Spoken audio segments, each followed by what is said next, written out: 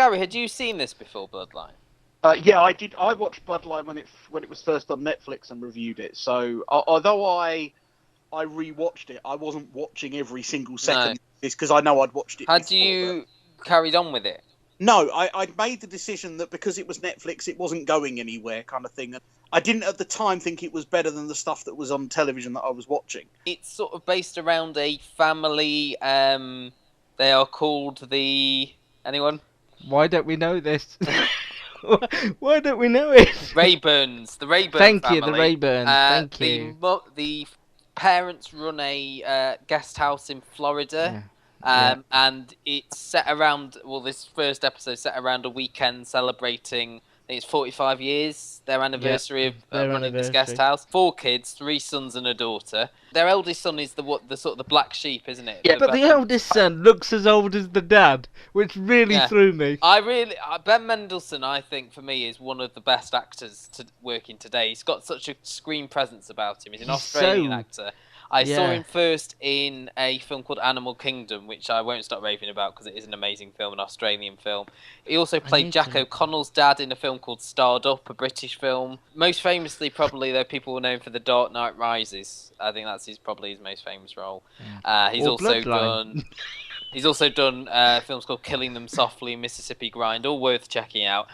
Here he plays Danny Rayburn, I think his name was. The sort of black sheep who is the only one who doesn't live near the family, I believe. He's the only one. Yes. All the others live. He's the only one who's kind of lost touch. He's kind of lost touch. They see him at the holidays and stuff like that. And basically, then you get these sort of flashbacks to John. Basically, initially, you think he's trying to save Danny, who's been almost drowned or something like that. I don't know how you would describe the rest of the plot, really. No. Very much family drama, the family... A bit like sort of brothers and sisters and things like that. What was your comparison, Gary? Go on. The show, Brothers and Sisters, because that's... that's ruined. That wasn't mine, sorry. The main kind of interest in this one, I think, is, as you say, that twist at the end when you realise that they've killed the older brother. I think Carl Chandler is really good in this, but obviously, if anyone who's seen Friday Night Lights and that episode of... He was in a very famous early episode of... Come on, Gary. Not that famous. Ellen Pompeo... Grey's Anatomy. Grey's Anatomy. Thank you. He was in a very famous episode of Grey's Anatomy where he died. Yeah, he was actually in 4 episodes of Grey's Anatomy, according to But in the last one he was in, he died. Yeah. So the setting was amazing, particularly in the scene where he goes out on one of those riverboats.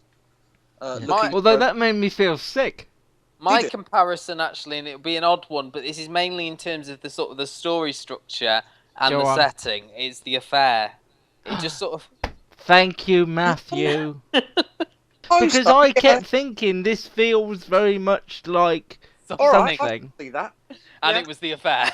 I think it's the beach setting the beach in setting The Affair and the flicking back and forth between the scenes where he's pulling his body out of the water and stuff like that. We speak about this a lot. How long do you give a you just spoke about nothing grabbing you. How long do you give something, or how many episodes should you give it to breathe? Because there were bits of this episode that I was like, yeah, I like this. This is good. I like this bit. I like them.